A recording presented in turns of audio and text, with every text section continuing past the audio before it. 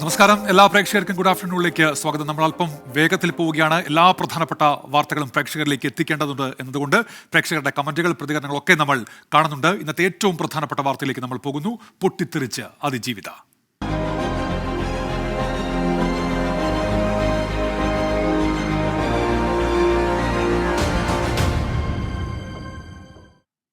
നടിയെ ആക്രമിച്ച കേസിൽ മെമ്മറി കാർഡ് ചോർന്നതിലെ ജുഡീഷ്യൽ അന്വേഷണ റിപ്പോർട്ട് ഞെട്ടിപ്പിക്കുന്നത് എന്ന അതിജീവിത.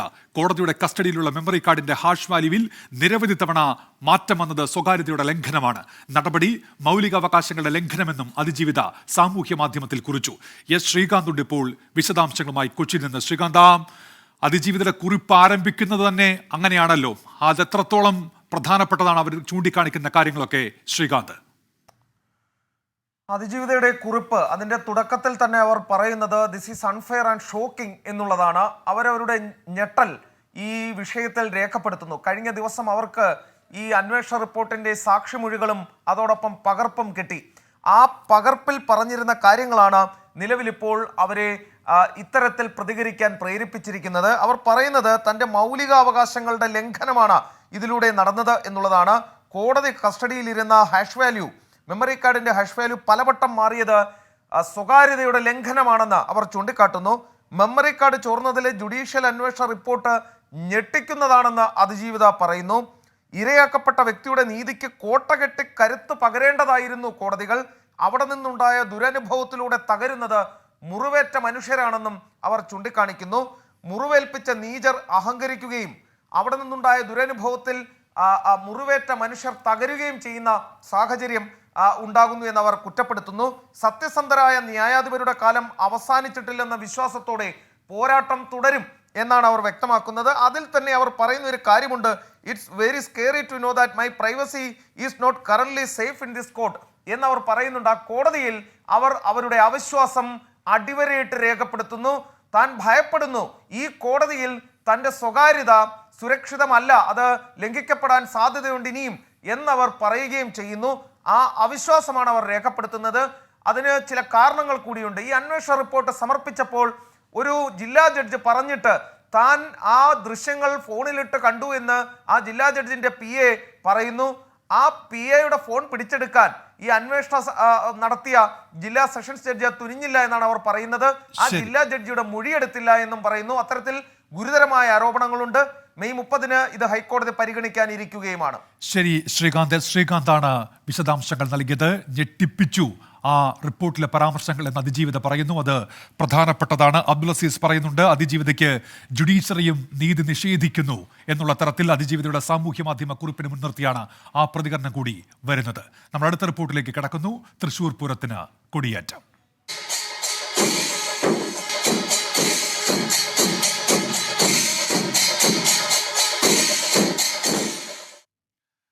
പ്രിയപ്പെട്ട പ്രേക്ഷകരെ, നേരത്തെ ചില നിബന്ധനകളൊക്കെ വന്നിരുന്നു. പക്ഷേ പ്രതിഷേധം ശക്തമായതോടെ തൃശൂർ പൂരവുമായി ബന്ധപ്പെട്ട ആന എഴുന്നള്ളിപ്പിനുള്ള നിയന്ത്രണങ്ങൾ അതൊക്കെയും ഇപ്പോൾ ഏർപ്പെടുത്തിക്കൊണ്ടുള്ള ഉത്തരവ് തിരുത്തുകയാണ്.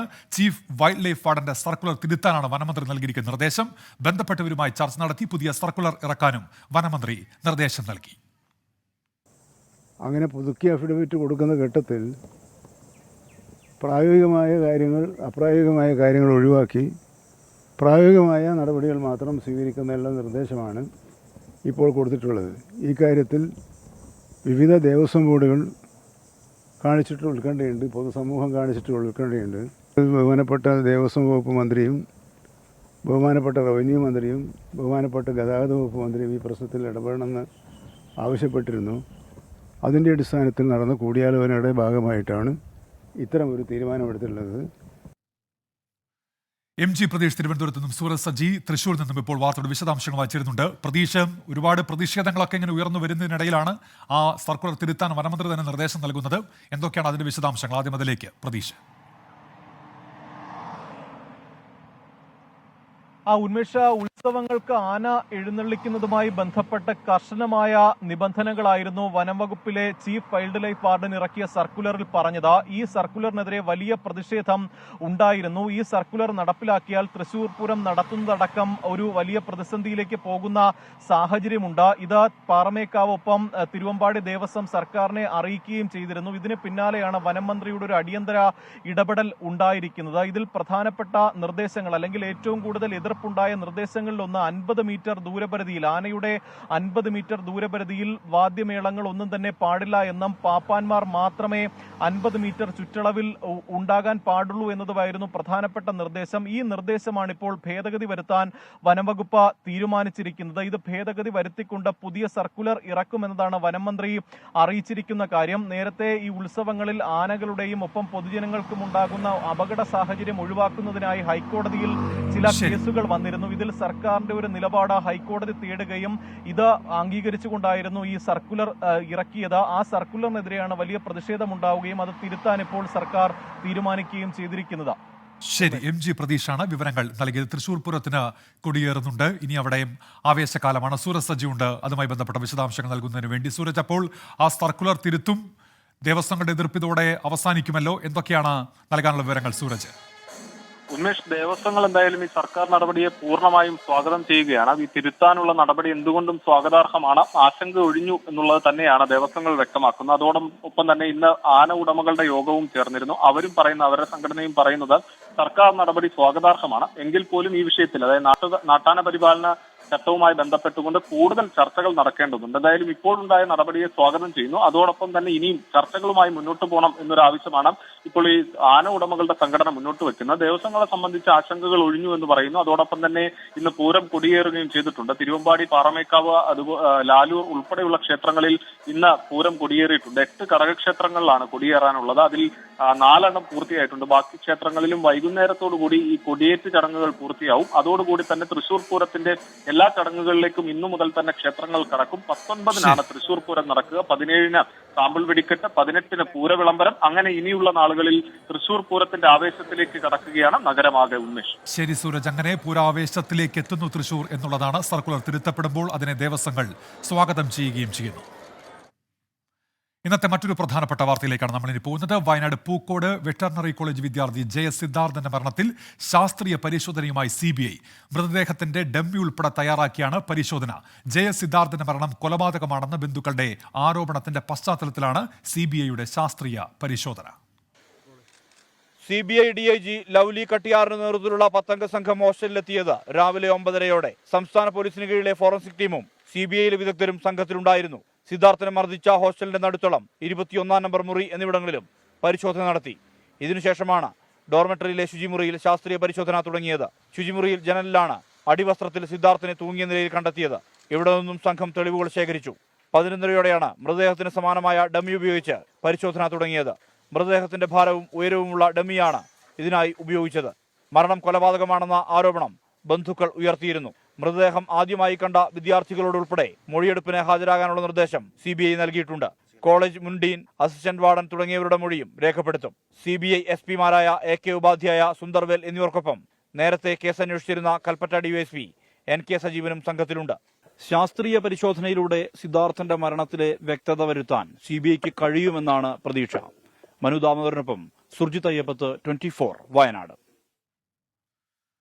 നമ്മൾ നൽകിയ അതിജീവിത വാർത്തയുമായി ബന്ധപ്പെട്ട് പ്രതികരണങ്ങൾ വന്നുകൊണ്ടിരിക്കുന്നുണ്ട്. ആശ പറയുന്നു അതിജീവിതയ്ക്ക് നീതി കിട്ടട്ടെ എന്നുള്ളതാണ്. രഘുനന്ദൻ പറയുന്നു നീതിപീഠത്തെക്കുറിച്ച് ഇങ്ങനെയൊക്കെ കേൾക്കേണ്ടി വരുന്നതിൽ തലകുനിക്കേണ്ടി വരുന്ന സാഹചര്യമാണല്ലോ എന്ന് പ്രേക്ഷകർ ആശങ്ക പ്രകടിപ്പിക്കുന്നുണ്ട്. ആ വാർത്തയുമായി ബന്ധപ്പെട്ട് നമ്മുടെ അടുത്ത റിപ്പോർട്ടിലേക്ക് വേഗത്തിൽ കിടക്കുന്നു.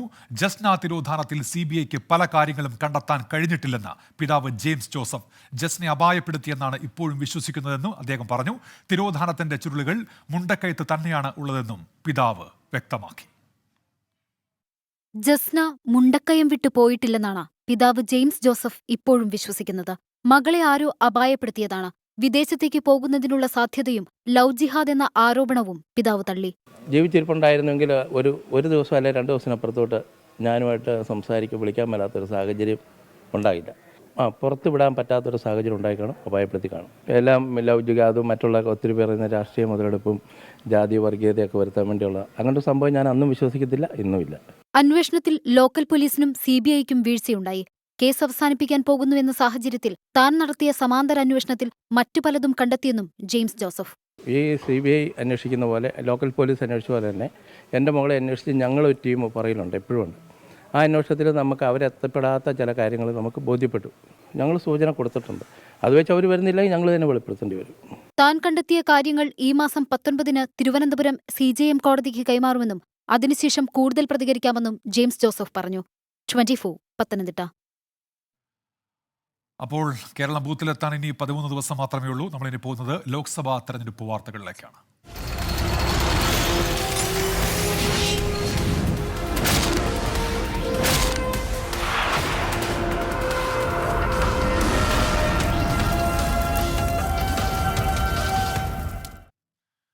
ലോക്സഭാ തെരഞ്ഞെടുപ്പ് വാർത്തകളിൽ ആദ്യം നമ്മൾ പോകുന്നത് ആലപ്പുഴയിലേക്കാണ്. ലോക്സഭാ തെരഞ്ഞെടുപ്പ് അടുത്തിരിക്കെ പാർട്ടിയിൽ നിന്ന് തന്നെ ഉയർന്ന കൊലപാതക ആരോപണത്തിൽ ആടിയുലഞ്ഞ് ആലപ്പുഴയിലെ CPIM. INTUC നേതാവ് സത്യൻ കൊലപാതകത്തിൽ പുനരന്വേഷണം ആവശ്യപ്പെട്ട് കോൺഗ്രസ് DGPക്ക് പരാതി നൽകി. കൊലപാതകം CPIMന്റെ അറിവോടെ എന്ന ജില്ലാ പഞ്ചായത്ത് അംഗം വിപിൻ C ബാബുവിന്റെ വെളിപ്പെടുത്തൽ ആയുധമാക്കിയാണ് ആലപ്പുഴ DCCയുടെ നീക്കം. അതേസമയം രാജിവെച്ച CPIM ഏരിയ കമ്മിറ്റി അംഗം KL പ്രസന്നകുമാരി BDJS നേതാക്കളുമായി കൂടിക്കാഴ്ച നടത്തി. RSS വിട്ട് കോൺഗ്രസിലെത്തിയ കായംകുളം കരിയിലക്കുളങ്ങര സ്വദേശി കളിയിക്കൽ സത്യനെ 2001 കൊലപ്പെടുത്തിയതാണ് വിവാദത്തിന് അടിസ്ഥാനം. തെളിവുകളുടെ അഭാവത്തിൽ പ്രതികളെ കോടതി 2006 വെറുതെ വിട്ടു. 18 വർഷം മുൻപ് അവസാനിച്ചെന്ന് കരുതിയ കൊലക്കേസാണ് പാർട്ടി നേതാവ് CPIM സംസ്ഥാന സെക്രട്ടറി MV ഗോവിന്ദൻ അയച്ച രാജിക്കത്തിലൂടെ വീണ്ടും വിവാദമായിരിക്കുന്നത്. പാർട്ടി ആസൂത്രിതമായി നടത്തിയ കൊലപാതകമെന്ന് ഇപ്പോൾ വെളിപ്പെടുത്തിയത് കേസിലെ 6ാം പ്രതിയായിരുന്ന ജില്ലാ പഞ്ചായത്ത് അംഗം വിപിൻ C ബാബുവാണ്. കേസിൽ പുനരന്വേഷണം നടത്തിയില്ലെങ്കിൽ പ്രക്ഷോഭത്തിലിറങ്ങുമെന്ന നിലപാടിലാണ് കോൺഗ്രസ്. CPMന്റെ ജില്ലാ നേതൃത്വത്തിൻ്റെ ഒത്താശയോടുകൂടി ആസൂത്രണം ചെയ്ത കൊലപാതകമാണെന്ന് പറയുന്നത് നിസ്സാരണക്കാരനല്ല, അല്ലെങ്കിൽ പാർട്ടി വിട്ടുപോയ ആളല്ല. അപ്പോൾ ഇതിൽ ഒരു പുനരന്വേഷണം അവശ്യമായി വന്നിരിക്കുന്നു. യഥാർത്ഥ പ്രതികളെ കണ്ടെത്തണമെന്ന് കൊല്ലപ്പെട്ട സത്യന്റെ സഹോദരൻ കളിയിക്കൽ രാജു. പുള്ളി നിരപരാധിയാണെങ്കിൽ ഇതിൻ്റെ യഥാർത്ഥ പ്രതികളെ ഗവൺമെൻറ് കണ്ടെത്തി മാതൃകാപരമായി അവരെ ശിക്ഷിക്കട്ടെ. ഇതിനിടെ രാജിക്കത്ത് നൽകിയ CPIM കായംകുളം ഏരിയ കമ്മിറ്റി അംഗം KL പ്രസന്നകുമാരി BDJS നേതാക്കളുമായി കൂടിക്കാഴ്ച നടത്തിയ ചിത്രങ്ങൾ പുറത്തുവന്നു. ചർച്ചയെക്കുറിച്ച് അറിയില്ലെന്നായിരുന്നു തുഷാർ വെള്ളാപ്പള്ളിയുടെ പ്രതികരണം. എനിക്കറിയില്ല, അങ്ങനെ ചർച്ച നടന്നതായിട്ട് എൻ്റെ അറിവില്ല. ഇവിടെ ഈ പറയുന്ന അവരുമായിട്ട് ഞാൻ കണ്ടിട്ടില്ല, എനിക്ക് അവർ പരിചയമില്ല. മാത്രമല്ല ഈ പറയുന്ന സംസ്ഥാന നേതാക്കന്മാരെല്ലാം ഓരോ സ്ഥലത്ത് ഇലക്ഷൻ ചാർജില്ല. അവർ സംസാരിക്കുമ്പോൾ എന്നെ ഒന്ന് വിളിച്ച് പറയുമല്ലോ. അങ്ങനെ ഒരു കാര്യം നടക്കാത്തൊരു കാര്യം എന്തെങ്ങനെയാണ് പറയുന്നത്? പ്രശ്നപരിഹാരത്തിന് സംസ്ഥാന സെക്രട്ടേറിയറ്റ് അംഗമായ മന്ത്രി സജി ചെറിയാൻ നേരിട്ട് രംഗത്തിറങ്ങി. ബിബിന്റെ വെളിപ്പെടുത്തൽ സംബന്ധിച്ച് വാർത്തകൾ അടിസ്ഥാനരഹിതമാണെന്നാണ് CPIM ജില്ലാ നേതൃത്വത്തിന്റെ പ്രതികരണം. മനീഷ് മഹിപാൽ, 24 ആലപ്പുഴ. ആദ്യഘട്ട വോട്ടെടുപ്പിന്റെ പരസ്യപ്രചാരണം അവസാനിക്കാൻ 4 ദിവസം ബാക്കി നിൽക്കെ രാഷ്ട്രീയ സാഹചര്യങ്ങൾ അനുകൂലമെന്ന വിലയിരുത്തലിലാണ് കോൺഗ്രസും BJPയും. കരട് പ്രകടന പത്രിക BJP നാളെ പ്രസിദ്ധീകരിക്കും. ബിൽഗേറ്റ്സ് മോദി അഭിമുഖം പ്രക്ഷേപണം ചെയ്യാനുള്ള പ്രസാർ ഭാരതിയുടെ അഭ്യർത്ഥന കേന്ദ്ര തെരഞ്ഞെടുപ്പ് കമ്മീഷൻ തള്ളി. ആദ്യഘട്ട വോട്ടെടുപ്പിനുള്ള അന്തിമ തയ്യാറെടുപ്പിലേക്ക് കടക്കുകയാണ് തെരഞ്ഞെടുപ്പ് കമ്മീഷൻ. തെരഞ്ഞെടുപ്പ് നടക്കുന്ന മണ്ഡലങ്ങളുടെ സംസ്ഥാനം തിരിച്ചുള്ള വിലയിരുത്തൽ ഇന്ന് നടന്നു. രാഷ്ട്രീയ പാർട്ടികളും ആദ്യഘട്ട വോട്ടെടുപ്പിന് മുൻപേ പഴുതടച്ച തയ്യാറെടുപ്പിനാണ് ശ്രമിക്കുന്നത്. പ്രകടന പത്രികാ സമിതി കരട് പ്രകടന പത്രിക BJP പാർലമെന്ററി ബോർഡിന് കൈമാറി. പാർലമെന്ററി ബോർഡ് അംഗീകരിക്കുന്ന പ്രകടന പത്രിക നാളെ BJP പ്രസിദ്ധീകരിക്കും. വികസനവും അഴിമതി വിരുദ്ധ ഭരണ തുടർച്ചയും സ്ത്രീ ശാക്തീകരണവും തൊഴിലും തുടങ്ങിയ മേഖലകളിലാണ് പ്രധാന വാഗ്ദാനങ്ങളെന്നാണ് വിവരം. ഇന്ധനങ്ങളെ GST പരിധിയിൽ കൊണ്ടുവരുന്ന നിയമനിർമ്മാണം നിർദ്ദേശിക്കപ്പെട്ടതായി സൂചനയുണ്ട്. കേന്ദ്ര ആഭ്യന്തരമന്ത്രി അമിത്ഷാ തമിഴ്നാട്ടിലെ കന്യാകുമാരിയിൽ ഇന്ന് റോഡ് ഷോയുടെ ഭാഗമായി. പ്രതിപക്ഷ നിരയിൽ RJD അവരുടെ തെരഞ്ഞെടുപ്പ് പ്രകടന പത്രിക പരിവർത്തൻ പത്രിക എന്ന പേരിൽ ഇന്ന് പ്രസിദ്ധീകരിച്ചു. സ്ഥാനാർത്ഥി നിർണയം പൂർത്തിയാക്കാനുള്ള കോൺഗ്രസ് തെരഞ്ഞെടുപ്പ് സമിതിയുടെ യോഗവും ഡൽഹിയിൽ ആരംഭിച്ചിട്ടുണ്ട്. നിലവിലുള്ള രാഷ്ട്രീയ സാഹചര്യം അനുകൂലമാണെന്ന വിലയിരുത്തലിലാണ് കോൺഗ്രസ് ദേശീയ നേതൃത്വം. ഇന്ന് രാഹുൽ ഗാന്ധി ഛത്തീസ്ഗഡ്, മഹാരാഷ്ട്ര സംസ്ഥാനങ്ങളിലെയും പ്രിയങ്ക ഗാന്ധി ഉത്തരാഖണ്ഡിലെയും തെരഞ്ഞെടുപ്പ് റാലികളിൽ പങ്കെടുത്തു. അരവിന്ദ് കെജ്രിവാളിനെ ജയിലിൽ സന്ദർശിക്കാനുള്ള നീക്കങ്ങൾ ഇന്ത്യ മുന്നണി ഘടകകക്ഷികൾ ആരംഭിച്ചിട്ടുണ്ട്. തിങ്കളാഴ്ച സുപ്രീം കോടതി ഹർജിയിൽ സ്വീകരിക്കുന്ന നിലപാട് കൂടി പരിശോധിച്ച ശേഷം സന്ദർശനാനുമതി തേടും. തിരഞ്ഞെടുപ്പ് പെരുമാറ്റച്ചട്ടം നിലനിൽക്കുന്ന പശ്ചാത്തലത്തിൽ ബിൽഗേറ്റ്സ് മോഡി അഭിമുഖത്തിന്റെ പ്രക്ഷേപണം ഉണ്ടാകില്ല. പ്രസാർ ഭാരതി ഇതിനായി സമർപ്പിച്ച അപേക്ഷ തെരഞ്ഞെടുപ്പ് കമ്മീഷൻ തള്ളി.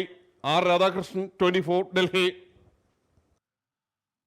തമിഴ്നാട്ടിൽ വീണ്ടും രേഖകളില്ലാതെ പണം പിടികൂടിയിരിക്കുന്നു. 2 ഇടങ്ങളിലായി നടത്തിയ പരിശോധനയിൽ 3.82 കോടി രൂപ പിടിച്ചെടുത്തു.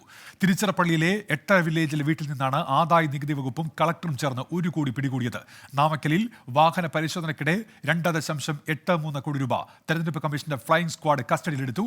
ATMൽ നിറയ്ക്കാനായി എത്തിച്ച പണം എന്നാണ് വാഹനത്തിലുണ്ടായിരുന്നവർ മൊഴി നൽകിയതെങ്കിലും രേഖകൾ ഹാജരാക്കാനായില്ല.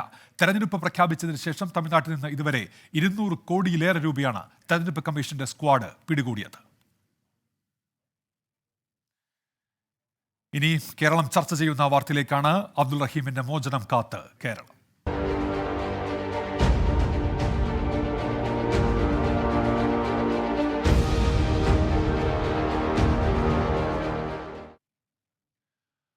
കോഴിക്കോട് സ്വദേശി അബ്ദുൾ റഹീം സൗദിയിലെ ജയിലിൽ നിന്ന് പുറത്തിറങ്ങുന്നത് കാത്ത് കേരളം. വധശിക്ഷയ്ക്ക് വിധിക്കപ്പെട്ട അബ്ദുൾ റഹീമിന്റെ മോചനത്തിനായി 34 കോടി രൂപ സമാഹരിച്ചതിന് പിന്നാലെ സൗദിയിലെ ഇന്ത്യൻ എംബസി തുടർ നടപടികളിലേക്ക് കടന്നു.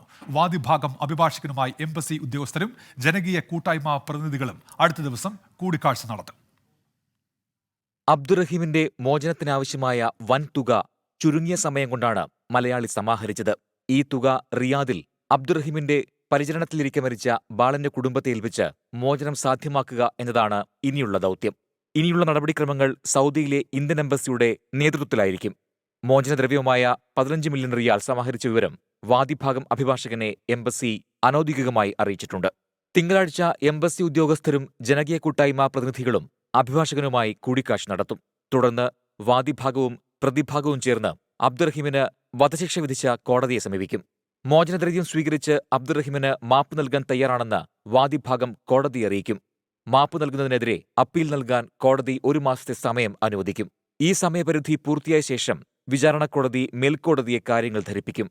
വധശിക്ഷ ഒഴിവാക്കാൻ മേൽക്കോടതി അനുമതി നൽകിയ ശേഷമാകും 15 മില്യൺ റിയാൽ മരിച്ച സൗദി ബാലന്റെ കുടുംബത്തിന് കൈമാറുക. ഇതോടെ റഹീമിന്റെ വധശിക്ഷ കോടതി റദ്ദാക്കുകയും ജയിൽ മോചിതനാക്കാനുള്ള നടപടിക്രമങ്ങളിലേക്ക് കടക്കുകയും ചെയ്യും. നടപടിക്രമങ്ങളെല്ലാം പൂർത്തിയാകാൻ 2 മാസത്തിൽ കൂടുതൽ സമയമെടുക്കും എന്നാണ് സൂചന. യൂസഫ് കാക്കഞ്ചേരിയാണ് മോചനവുമായി ബന്ധപ്പെട്ട തുടർ നടപടികൾ ഏകോപിപ്പിക്കുന്നത്. ജലീൽ കണ്ണമംഗലം, 24 ജിദ്ദ. മോചനം അത് വേഗത്തിലുണ്ടാകട്ടെ എന്നാണ് മലയാളികൾ, കേരളം ആഗ്രഹിക്കുന്നത്. അബ്ദുറഹീമിന്റെ മോചനത്തിനായി ഒപ്പം നിന്നവർക്ക് നന്ദിയുണ്ടെന്ന് മാതാവ് ഫാത്തിമ 24നോട്. ഉദ്യമത്തിന്റെ ഭാഗമായതിൽ സന്തോഷമെന്ന് ജനകീയ കൂട്ടായ്മ രക്ഷാധികാരി ആലുങ്കൽ മുഹമ്മദും 24 ചീഫ് എഡിറ്റർ ആർ ശ്രീകണ്ഠൻ നായരും പറഞ്ഞു. ഞങ്ങളൊക്കെ ശ്രമം കൊണ്ടിട്ട് ഇത്തിരി വേഗത്തിൽ എൻ്റെ കുട്ടീൻ്റെ കാര്യത്തിൽ പൈസകളൊക്കെ ശരിയായി അവർക്ക് കൊടുക്കാന്ന് അറിഞ്ഞ് ഈ വേഗത്തിൽ നാളെ മറ്റന്നാളായിട്ട് കുട്ടികൾ കാണുകയും ചെയ്യട്ടെ. ഒക്കെ ശ്രമിക്കുക. എപ്പോഴാണ് ആയി കിട്ടുക, എന്താ ആയി കിട്ടുക എന്നുള്ള വേദാണ്. ഇപ്പൊ കിട്ടിയതിനോട് കൂട്ടി അൽഹംദുലില്ലാഹ് അല്ലാഹുവിനെ സ്തുതിക്കുക. സുമനസ്സുള്ള ലക്ഷക്കണക്കിന് മലയാളികൾക്ക് ഇതാണ് അബ്ദുറഹീമിന്റെ മാതാവിന്റെ മറുപടി. ഈ പുഞ്ചിരിക്കും സന്തോഷത്തിനും കാരണക്കാരായതിൽ നമുക്ക് ഓരോരുത്തർക്കും അഭിമാനിക്കാം. സൗദിയിലെ നടപടികൾ പൂർത്തിയാക്കി 2 ദിവസത്തിനകം പണം കൈമാറുമെന്ന് നിയമസഹായ സമിതി അംഗങ്ങൾ വ്യക്തമാക്കി. തുക എത്രയും പെട്ടെന്ന് കൈമാറാനുള്ള നടപടികളുമായിട്ട് മുന്നോട്ട് പോവുകയാണ്. അത് ബാങ്കുമായി സംസാരിച്ച് 2 ദിവസത്തിനകം തന്നെ ഈ തുക കൈമാറുന്നതുമായി ബന്ധപ്പെട്ട തീരുമാനം എടുക്കുന്നതായിരിക്കും. കേരളത്തിനെതിരെ ആക്ഷേപം ഉന്നയിക്കുന്നവർക്കുള്ള മറുപടിയാണ് 34 കോടിയെന്ന് ജിഫ്രി മുത്തുക്കോയ തങ്ങൾ. ഉണ്ടല്ലോ, അത് നമ്മളെ പൂർവികർ ഇവിടെ നിലനിർത്തി പോകുന്ന ഒന്നാണ്, നമ്മളിലേക്കൊക്കെ പകർന്നു തന്നതുമാണ്. അതിന്റെ ഒരു ഉദാഹരണമാണ് ഇവിടെ സംഭവിച്ചിട്ടുള്ളത്. ഉദ്യമത്തിന്റെ ഭാഗമായതിലുള്ള സന്തോഷം ജനകീയ കൂട്ടായ്മ ചെയർമാൻ ആലുങ്കൽ മുഹമ്മദും 24 ചീഫ് എഡിറ്റർ ആർ ശ്രീകണ്ഠൻ നായരും പങ്കുവച്ചു. മലയാളികളുടെ സ്നേഹം, ഇത്തരം കാര്യത്തിലുള്ള ഐക്യം, ഇതൊക്കെയാണ് ശരിക്കും ഒരു റിയൽ കേരള സ്റ്റോറി ആയിട്ട് നമ്മൾ എടുത്തു പറയേണ്ടതും എടുത്തു കാണിക്കേണ്ടതും.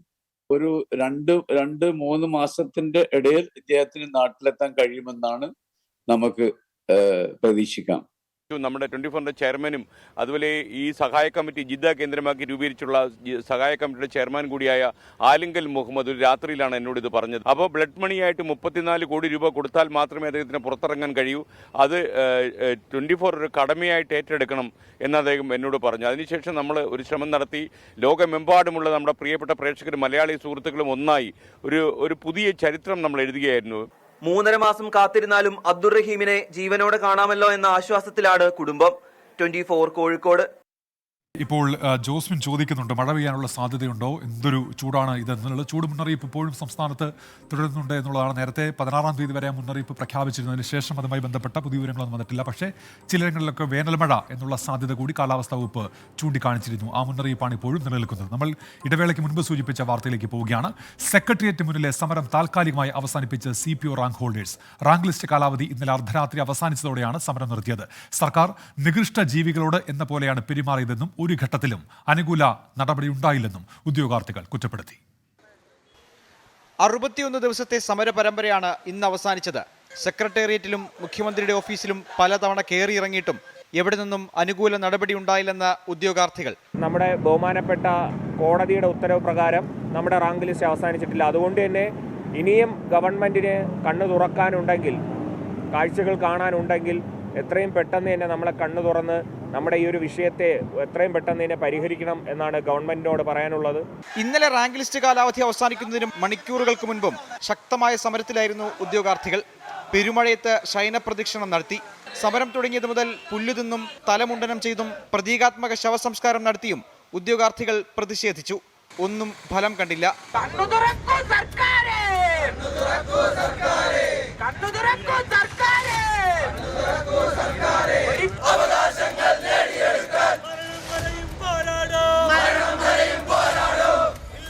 രണ്ടായിരത്തി 2019 CPO റാങ്ക് ലിസ്റ്റിൽ ഉൾപ്പെട്ട 68% ഉദ്യോഗാർത്ഥികൾക്കും നിയമനം ലഭിച്ചിട്ടില്ല. ഹൈക്കോടതിയുടെ പരിഗണനയിലുള്ള ഹർജിയിലാണ് ഇവരുടെ ഏക പ്രതീക്ഷ. സമൂഹ മാധ്യമങ്ങളിലൂടെ പ്രതിഷേധം തുടരാനാണ് തീരുമാനം. സമരം അവസാനിപ്പിക്കുന്നുവെന്ന പ്രഖ്യാപനത്തിന് പിന്നാലെ ഉദ്യോഗാർത്ഥികൾ സെക്രട്ടേറിയറ്റിന് മുന്നിലെ സമരപ്പന്തൽ പൊളിച്ചുമാറ്റി.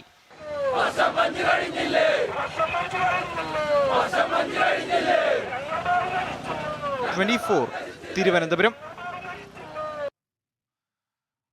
വിവാദമായതോടെ ദ കേരള സ്റ്റോറി സിനിമയുടെ പ്രദർശനം തൽക്കാലം ഒഴിവാക്കാൻ താമരശ്ശേരി രൂപത തീരുമാനിച്ചിരിക്കുന്നു. തെരഞ്ഞെടുപ്പ് വേളയിൽ രാഷ്ട്രീയ മുതലെടുപ്പിനുള്ള സാധ്യത മുന്നിൽ കണ്ടാണ് തീരുമാനമെന്ന് KCYM പ്രസിഡന്റ് ജോർജ് വെള്ളക്കാങ്കുടി അറിയിച്ചു.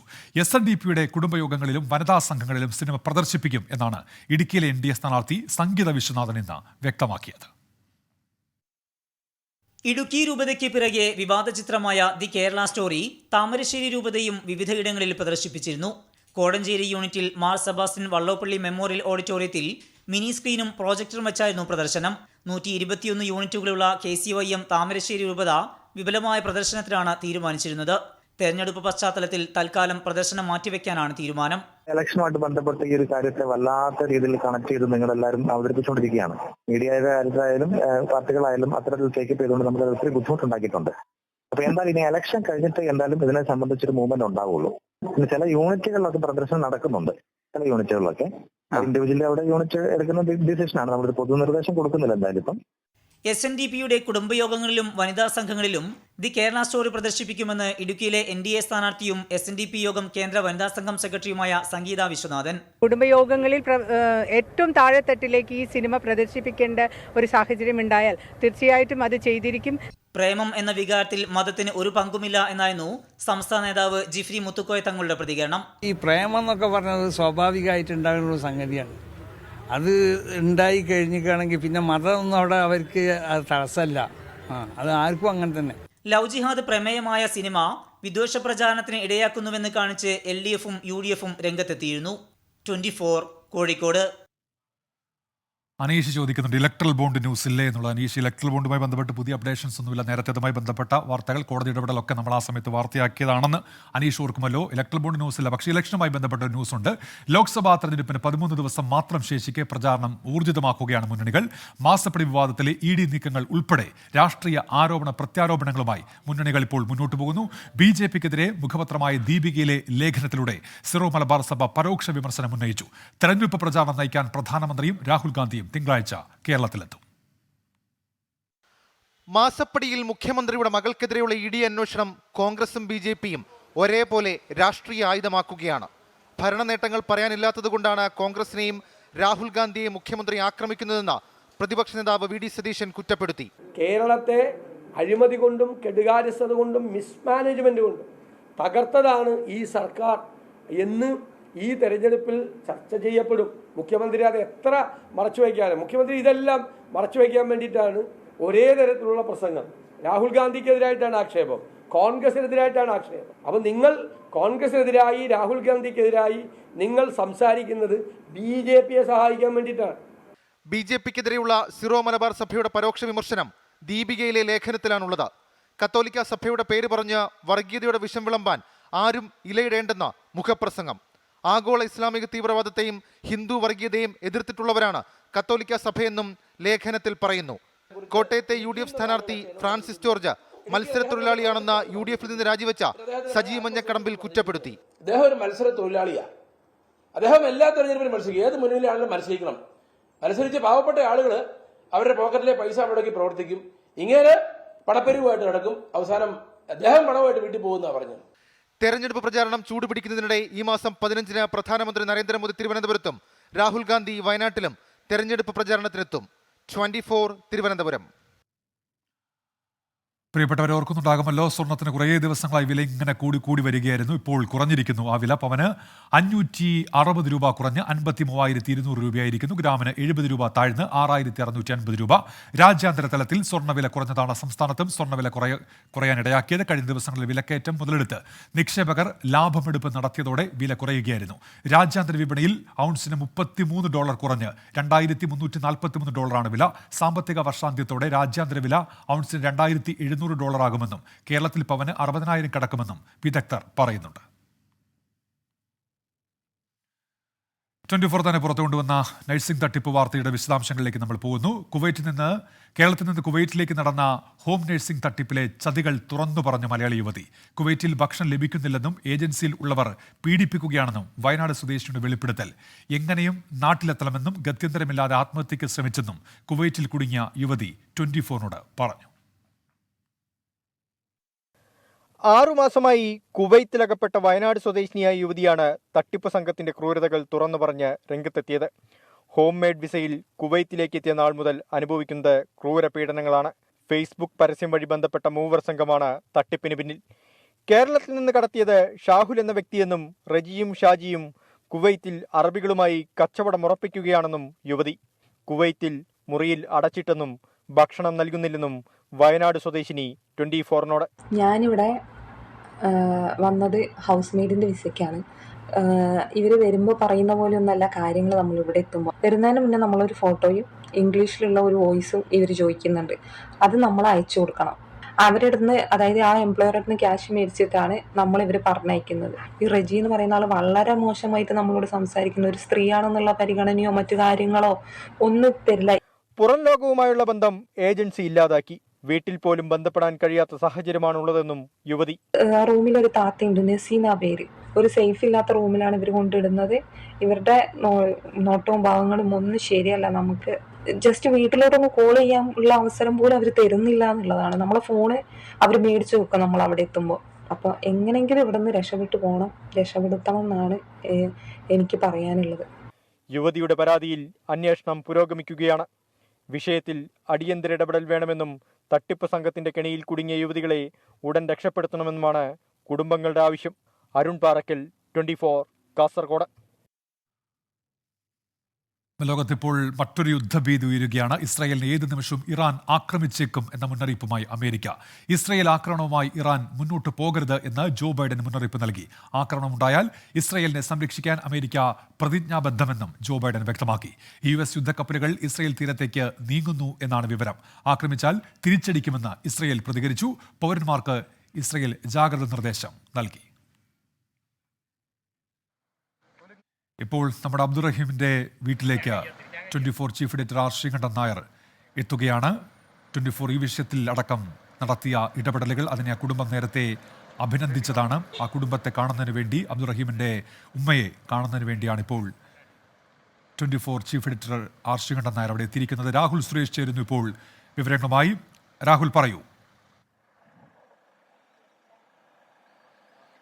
ഉന്മേഷ്, ഫറൂഖിലെ വീട്ടിലാണ് നമ്മൾ ഇപ്പോൾ ഉള്ളത്. അബ്ദുറഹീമിന്റെ ഉമ്മേനെ കാണാനാണ് നമ്മുടെ SKN ഇപ്പോൾ ഈ വീട്ടിലേക്ക് എത്തിയുള്ളത്. എല്ലാവർക്കും അറിയാവുന്ന പോലെ തന്നെ ഏതാണ്ട് ഒരാഴ്ച മുമ്പാണ് നമ്മൾ ഈ ദൗത്യത്തിൽ പങ്കാളികളാവുന്നത്.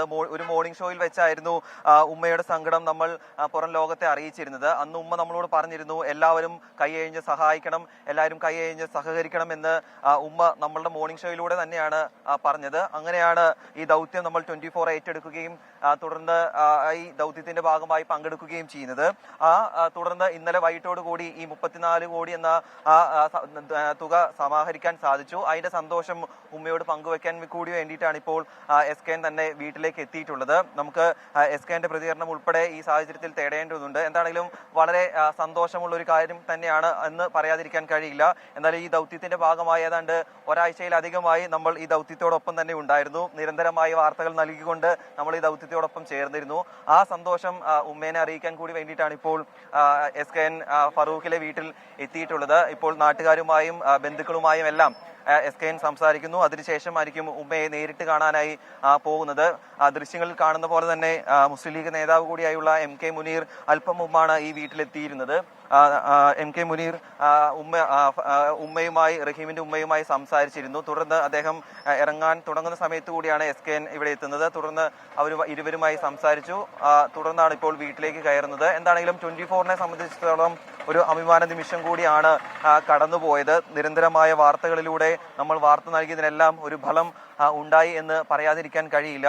ഓരോ നിമിഷവും എല്ലാ ബുള്ളറ്റിനിലും കൃത്യമായി അബ്ദുൽ റഹീമിന്റെ വിഷമം പുറം ലോകത്തെ അറിയിക്കാൻ 24ന് സാധിച്ചിട്ടുണ്ട് എന്ന കാര്യത്തിൽ യാതൊരു സംശയമില്ല. അതിന്റെ ഭാഗം കൂടിയാണ് നമ്മളുടെ പ്രേക്ഷകർ ഉൾപ്പെടെ നമ്മുടെ പ്രേക്ഷകർ എല്ലാവരും തന്നെ നമ്മളുടെ കൂടെ ഉണ്ടായിരുന്നു. SKN പറഞ്ഞ പോലെ തന്നെ ആ ദൗത്യത്തിന്റെ ഭാഗമായി നമ്മളുടെ പ്രേക്ഷകരെല്ലാം തന്നെ നമ്മുടെ കൂടെ ഉണ്ടായിരുന്നു. ചെറുതും വലുതുമായ പൈസ അബ്ദുൾ റഹീമിന്റെ സഹായ നിധിയിലേക്ക് നൽകി. പലരും കമന്റ് ബോക്സിൽ പലരും സൂചിപ്പിച്ചു, SKN എന്റെ കയ്യിൽ പൈസ ഇല്ല, അപ്പോൾ എന്റെ വളർത്തുമൃഗങ്ങളെ ഞാൻ വിറ്റ് ആ പണം ഈ സഹായ നിധിയിലേക്ക് നൽകുകയാണ്. അങ്ങനെ പല രീതിയിലും പല ഭാവത്തിലുമാണ് ആളുകൾ നമ്മുടെ 24ന്റെ പ്രേക്ഷകർ ഈ ദൗത്യത്തിന്റെ ഭാഗമായി പങ്കുചേർന്നത്. അതിലുള്ള സന്തോഷം കൂടി ഉമ്മയെ നേരിട്ടറിയിക്കാൻ, ഫാത്തിമ ഉമ്മയെ നേരിട്ടറിയിക്കാൻ വേണ്ടിയാണ് ഇപ്പോൾ SKN ഇവിടെ എത്തിയിട്ടുള്ളത്. എന്താണെങ്കിലും വലിയ സന്തോഷമുള്ളൊരു നിമിഷം കൂടിയാണ് എന്ന കാര്യം പറയാതിരിക്കാൻ കഴിയില്ല. ഉമ്മയ്ക്കും അത് വലിയൊരു സന്തോഷത്തിന്റെ നിമിഷങ്ങൾ കൂടിയാണ്. പെരുന്നാൾ ദിവസം എങ്ങനെയായിരുന്നു ഉമ്മ, ആ ഉമ്മയല്ല ഇന്നലെ നമ്മൾ കണ്ടത്. പെരുന്നാൾ ദിനത്തിൽ നമ്മളുടെ മോർണിംഗ് ഷോയിൽ ഉൾപ്പെടെ കരഞ്ഞുകൊണ്ടാണ് ഉമ്മ നമ്മളോടൊപ്പം പങ്കുചേർന്നത്. പക്ഷേ ഇന്ന് ഉമ്മ സന്തോഷത്തിലാണ്. ആ സന്തോഷത്തിന്റെ ഭാഗമായി ആ സന്തോഷം പങ്കുവെക്കാൻ കൂടിയാണ് SKN ഇപ്പോൾ ഫറൂഖിലെ വീട്ടിലെത്തിയിട്ടുള്ളത്. അതിന്റെ തത്സമയ ദൃശ്യങ്ങൾ കൂടിയാണ് ഇപ്പോൾ 24ലൂടെ നമ്മൾ പ്രേക്ഷകരിലേക്ക് എത്തിച്ചുകൊണ്ടിരിക്കുന്നത്. തുടർച്ചയായ വാർത്തകൾ നമുക്ക് നൽകാൻ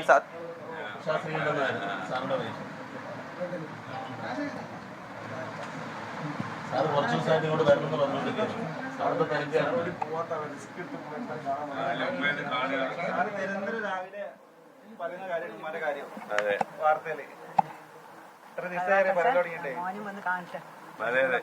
അല്ല, ഉമ്മയെടുത്ത മോനെ എത്തിച്ചിട്ടേ നമ്മൾ ഇന്ന് പിൻവാങ്ങൂ. അന്ന് വിളിച്ചിരുന്നു അത് വെച്ചിട്ട് ശരിക്കും നമ്മുടെ കാരണം 2 മാസം എന്തായാലും പ്രൊസീജിയറൊക്കെ ഉണ്ട്. അപ്പൊ ആ 2 മാസം ഈ SKN റഹീമിന്റെ ഉമ്മയുമായി സംസാരിച്ചുകൊണ്ടിരിക്കുന്ന കാഴ്ചയാണ് നമ്മൾ കാണുന്നത്. ഒരു പക്ഷേ കുറെ ദിവസങ്ങളായി SKN എല്ലാ ദിവസവും മോർണിംഗ് ഷോയിൽ റഹീമിന്റെ കുടുംബത്തിന് സഹായം എത്തിക്കാൻ വേണ്ടി ലോക മലയാളികളെല്ലാം എത്തണമെന്ന് അഭ്യർത്ഥിച്ചുകൊണ്ടേയിരിക്കുകയായിരുന്നു. ഇപ്പോൾ ഏറ്റവും ഒടുവിൽ ഇപ്പോൾ റഹീമിന്റെ ഉമ്മയുടെ അരികിലേക്ക്, കുടുംബത്തിന്റെ അരികിലേക്ക് SKN എത്തിയതിന്റെ സന്തോഷത്തിന്റെ ദൃശ്യങ്ങളാണ് നമ്മൾ കണ്ടുകൊണ്ടിരിക്കുന്നത്. ഒരുപക്ഷെ ആദ്യം തന്നെ ഒരു മാധ്യമം എന്നുള്ള നിലയിൽ 24ന്റെ ഇടപെടൽ SKN ഉറപ്പാക്കിയിരുന്നു. കൃത്യമായി അവിടെ സൗദിയിലും നമ്മുടെ പ്രതിനിധി ജലീൽ കണ്ണമംഗലം, ഒപ്പം നമ്മുടെ ചെയർമാൻ ആലിംഗൽ മുഹമ്മദ് സാർ, അദ്ദേഹത്തിന്റെ നേതൃത്വത്തിൽ അവിടെ കമ്മിറ്റി ഉണ്ടായിരുന്നു. ഈ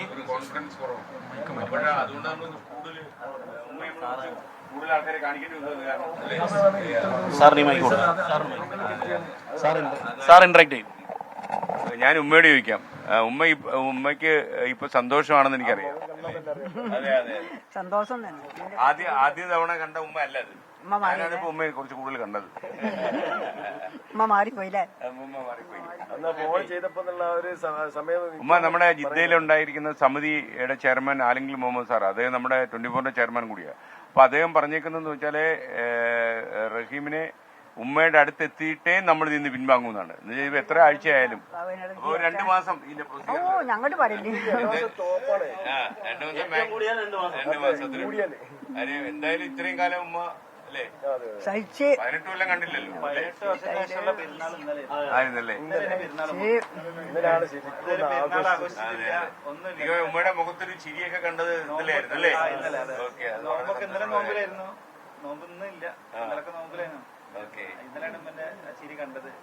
നമുക്ക് എത്ര മക്കളാ? 6 ഈ റഹീം എത്രാമത്തെ ആളാണ്? 6ാമത്തെ.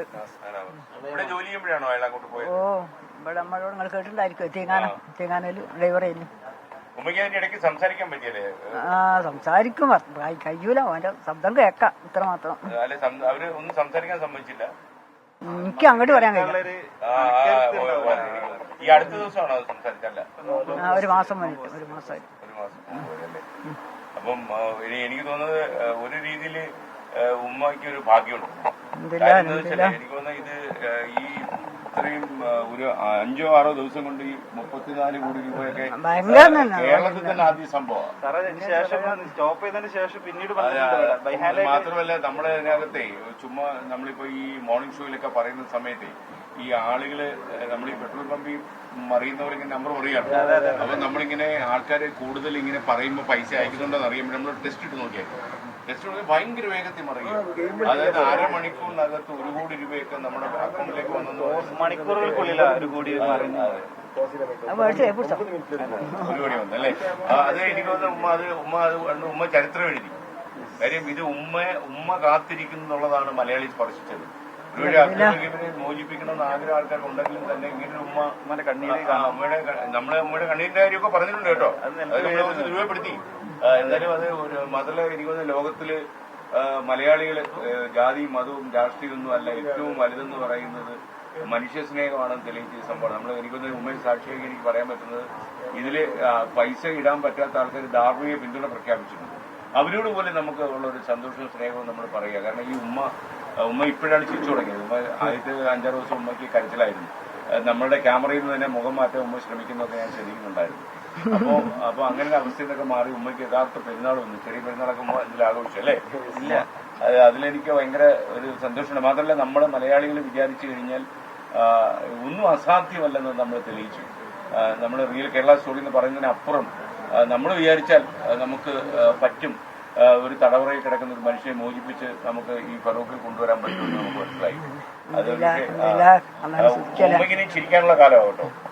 കാരണം ഇനി ഉമ്മ ചിരിച്ചോണ്ടേ ജീവിക്കുക, സന്തോഷമായിട്ട്. ഇനി മോനെ എങ്ങും വിടണ്ട. കാരണം അല്ലേ, ഒരുപാട് സഹായങ്ങളൊക്കെ ആൾക്കാരുണ്ട്. പിന്നെ ആരെങ്കിലും ആൾക്കാരൊക്കെ ഉണ്ട്, അവരൊക്കെ എന്ത് സപ്പോർട്ട് വേണമെങ്കിലും തരും. അതൊരു കാരണം അവർ തീരുമാനിച്ച് എന്നുവെച്ചാൽ ഇങ്ങനെ ഇയാൾക്ക് വേണ്ടി എന്ത് ചെയ്യാനും ഈ കാര്യത്തിലും ലക്കിയാ. കാരണം കൊറേ കഷ്ടപ്പെട്ടില്ല, ഞാൻ കയറി തരണ്ടേ, കഷ്ടപ്പെട്ടില്ല, ഞാൻ കയറി തരട്ടെ. നല്ല ഈ സന്തോഷത്തോടു കൂടി പോകാനുള്ള ഇത് തരട്ടെ. ഞാനിങ്ങനെ വിചാരിക്കായിരുന്നു 18 കൊല്ലം ഇദ്ദേഹം ജയിലിൽ കിടന്നൊക്കെയുള്ള എനിക്ക് പുതിയ അറിവായിരുന്നു. ഈ ഉമ്മ എങ്ങനെയാണ് ഈ 18 കൊല്ലക്കാലം ഒന്നും കൂടി പറഞ്ഞാണി കേക്കട്ടെ, ഒന്നും കൂടി നിങ്ങൾ പറഞ്ഞാണി. അപ്പൊ ഞാനായിട്ട് തന്നെ അല്ലേ, ഞാനായിട്ട് തന്നെ അല്ലേ. ഒരുപാട് സഹിക്കാനുള്ള ഇത്രയും ഇങ്ങനെ ദീർഘായുസിട്ടെന്ന് അൽഹംദുലില്ലാ അതാണ് സ്തുതിക്കുക. ഇതേമാതിരി ഇങ്ങോട്ട് പോയി കിട്ടാനും ഒക്കെ എനിക്ക് വേണ്ടി പറഞ്ഞു. ദൈവത്തിനോട് പ്രസംഗിക്കാം. ചിലപ്പോ നമുക്ക് വിഷമങ്ങളൊക്കെ വരുമ്പോഴല്ലേ സന്തോഷം വരെ. സന്തോഷത്തോടു കൂടി ഇനി ഇങ്ങനത്തെ ഒരു ദുഃഖം തരാതെക്കട്ടെന്ന് പറഞ്ഞു. നല്ല കാലം ഉണ്ടാവുക, ഇനി തരാതെക്കട്ടെ. ഇനി സഹിക്കാൻ കഴിയില്ല, സഹിച്ചതേ സഹിച്ചു. അതെങ്ങനെ സഹിച്ചെന്ന് പറയാൻ ചെയ്യാം. എങ്ങനെ 18 കൊല്ലം കഴിഞ്ഞതെന്ന് പറയാൻ ആലോചിച്ചിട്ട് കിട്ടണില്ല.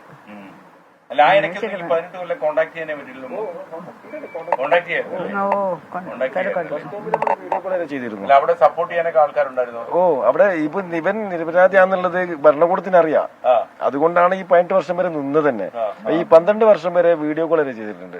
വീഡിയോ കോൾ ചെയ്ത് നമ്മള് അവനായിട്ട് കണ്ട് അതിന്റെ സൗകര്യം ഒക്കെ കാണിക്കും. 12 വർഷം ശേഷം പിന്നെ അത് നിന്നു. ഈ പൊസിഷൻ മാറിയോണ്ട് സ്ഥലം മാറ്റി. അതിന് ശേഷമാണ് പിന്നെ ഫോൺ കോൾ മാത്രമായിരുന്നു.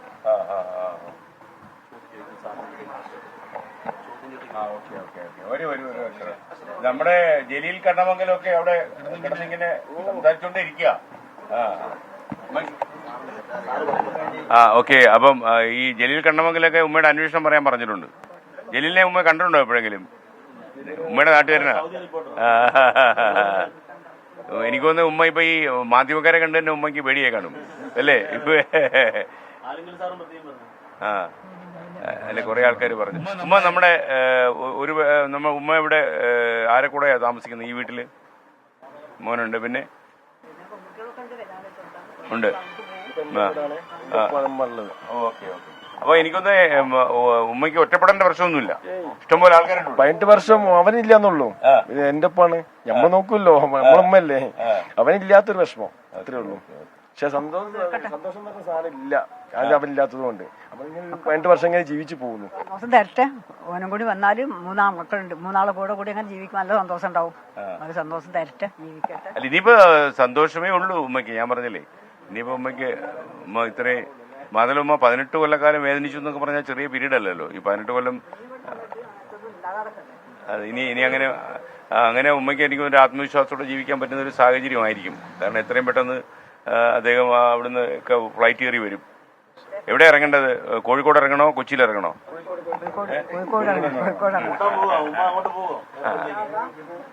അല്ല, അബ്ദുറഹീമിന് നമ്മളൊരു സ്വീകരണം കൊടുക്കാൻ തീരുമാനിച്ചു. അപ്പൊ കൊച്ചിയിലാണെ കുറച്ച് സൗകര്യമായിരുന്നു. അത്രയും ടൈം പിന്നെ പോകും, 4 മണിക്ക്. അങ്ങനെയാണെങ്കിൽ ഒരു കാര്യം, നമ്മൾ ഇങ്ങോട്ട് ഒന്ന് സ്വീകരിക്കാം. അതായിരിക്കും നല്ലത് അല്ലേ? കോച്ചും വരാൻ എല്ലാരും വരട്ടെ. ഒരുപാട് ആൾക്കാരുണ്ടല്ലോ, മാത്രല്ല സാറ് വേണോ? ഒരുപാട് ആളുകൾ എന്ന് വെച്ചാൽ ഒരിക്കലും റഹീം കണ്ടിട്ടില്ലാത്ത ഒത്തിരി ആളുകൾ ഈ കാര്യത്തിൽ ഫറൂഖ് പോലീസ് SI വന്നിരുന്നു. അപ്പൊ ഈ വിഷയം ആരോ പറഞ്ഞു, ഇങ്ങനെ എന്താണ് എയർപോർട്ടിൽ നിന്ന് ഇങ്ങനെ കൊണ്ടുവരും പോച്ചാണ്, നിങ്ങൾ ഒന്നുകൊണ്ട് ബേജാറാണ്ട, റോഡ് ബ്ലോക്കായാലും ഒരു പ്രശ്നം ഉണ്ടാവില്ല എന്ന് പറഞ്ഞിട്ട് നമുക്ക് പെർമിഷൻ തന്നിട്ടുണ്ട്. നേരത്തെ ഇവിടെ വന്നു, നമ്മള് സംസാരിച്ചു. അപ്പൊ അവരെ പറഞ്ഞത് ഇങ്ങനെ ബ്ലോക്കാൻ സാധ്യതയുണ്ട്. ഇന്നലെ തന്നെ ഇങ്ങോട്ട് പോച്ച വന്നപ്പോ 1/2 മണിക്കൂറാണ് ഇങ്ങോട്ട് 2 കിലോമീറ്റർ പാറ്റേൺ ഇങ്ങോട്ട് വന്ന് റോഡ് ബ്ലോക്ക്. അപ്പൊ മൂപ്പര് പറഞ്ഞു ഞാൻ കണ്ടിട്ടുണ്ട്, അത് അങ്ങനെയാണ്, റഹീമിന്റെ വിഷയമല്ലേ, ഞാൻ മെയിൻ ചെയ്തിട്ടില്ല. അപ്പൊ റഹീമിന്റെ കാര്യത്തിൽ എല്ലാവരും താല്പര്യരാകുമ്പോ, കാരണം നമ്മൾ ഒരിക്കലും കണ്ടുമുട്ടിയിട്ടില്ലാത്ത ഒരാൾക്കാര്, എത്രയോ ആളുകള് പക്ഷേ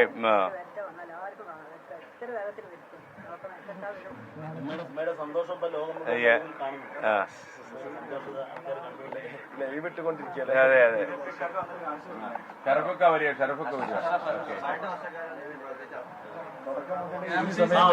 അതെ അതെ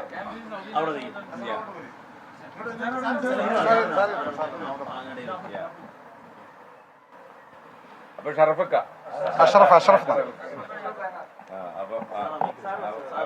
അപ്പൊ ഈ എന്തായാലും ഒരു വലിയൊരു ഒരു വിഷമം പിടിച്ചൊരു കാലമാണ് അല്ലേ? ആ കാലം നീങ്ങി കിട്ടുന്നു. ഈ 18 കൊല്ലത്തെ ഓർമ്മ എന്തോ? നിർഭാഗ്യകരമായ ഒരു അവസ്ഥയിലാണ് റഹീം അകപ്പെട്ടത്. അതുകൊണ്ട് തന്നെ എന്ത് വില കൊടുത്തു റഹീമിന്റെ ജീവൻ രക്ഷിക്കുക, ഇവിടെ എത്തിക്കുക എന്നുള്ളതായിരുന്നു ഞങ്ങളുടെ ലക്ഷ്യം. അത് 2007 മുതൽ തന്നെ അതിനുള്ള വർക്ക് ഞങ്ങൾ ആരംഭിച്ചു. അവന്റെ പിതാവിനെ കണ്ടു, ഈ മരിച്ച കുട്ടിയുടെ പിതാവിനെ കണ്ടു.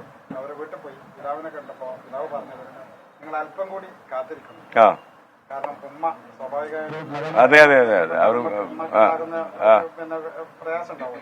കുറച്ചുകൂടി സമയം നമ്മൾ കാത്തിരുന്നു, ഉമ്മ കുറച്ച് ശാന്തമാവട്ടെ, എന്നിട്ട് നമുക്ക് ഉമ്മയോട് സംസാരിക്കാം എന്നായിരുന്നു അന്ന് തുടക്കത്തില് പിതാവ് പറഞ്ഞു. അഷ്റഫ് എന്നോട് ജിദ്ദയിൽ പോയിരുന്നോ? റിയാദിൽ പോയിരുന്നോ? റിയാദിലായിരുന്നു അല്ലേ?